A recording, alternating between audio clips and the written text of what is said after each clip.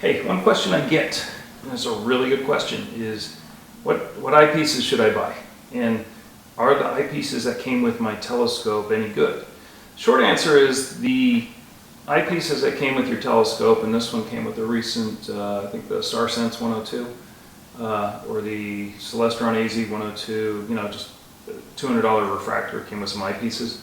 They're cheap. Okay. Are they good? Yes. You'll be able to see fine with them. The big difference between this, which is $25 retail, and this, which is $800 retail, is quality. There are some limitations on what type of telescope you have and the quality of view across the full field of view, but for the most part the big factors are the focal length, which is your magnification, and something called the apparent field of view. The negative on this is looking through it, I can only see this. Okay?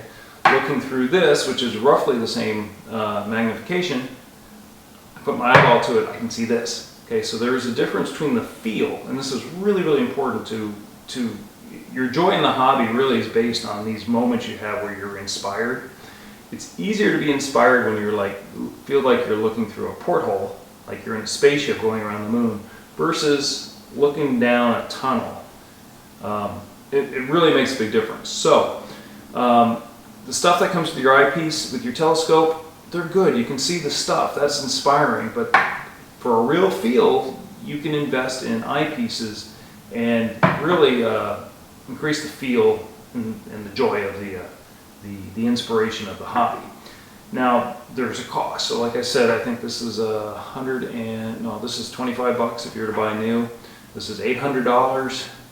That's a lot of money. So there are ways to to maximize your enjoyment per dollar, and that is find some compromises. For example, this says an apparent field of view like 50 degrees, which is narrow. This is 72. Okay, 72 and 68 is a good field, and it's not that expensive. So I think this was like $170 at the time, new. Astrotech from astromart.com. Go Astronautics. Yeah, Astronautics. Brain fart. .com has this Astrotech brand. They have good refractors, but they have these really good eyepieces now. Really good value, really high specs. It's hard to tell the difference between the $800 one and this. And this is either $199 or $299. I think it's $199.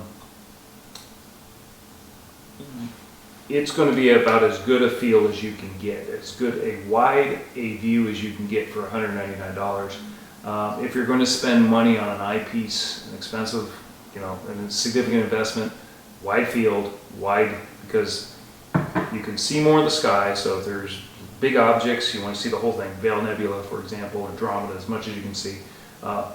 Groups of things like the Leo triplets. I don't know why they don't call it the Leo trio, but there's 3 galaxies in a bunch.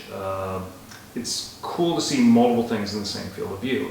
Wide field will do it. Okay? So if you're going to invest in an eyepiece, low power, wide field of view. If you can't afford 82, look for the 68, 72 apparent field of view. Okay? Next thing you should do is buy a decent mid-range. Okay? And the reason that's good, things are based on the eyepiece magnification, the focal length, 28.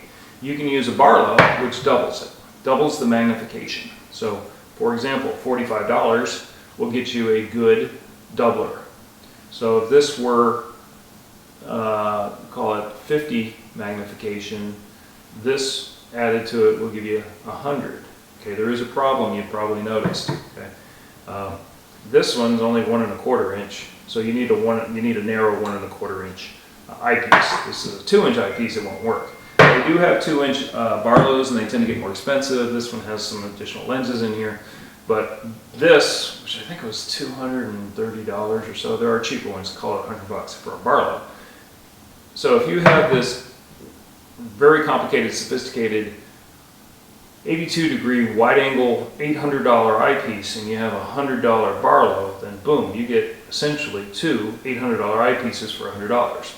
And you can work that essentially doubles the focal length, doubles the magnification of any eyepiece you have. So Barlows are a good investment. In fact, the last thing I bought from Celestron had 2 eyepieces and a Barlow, or maybe just 1 eyepiece and a Barlow. But the key is the Barlow actually doubles your eyepiece count, really. So wide field, and then mid-range. And if you have a Barlow, a proper Barlow for it, because they come in different 2 times, 3 times, blah, blah, blah, you essentially get high power.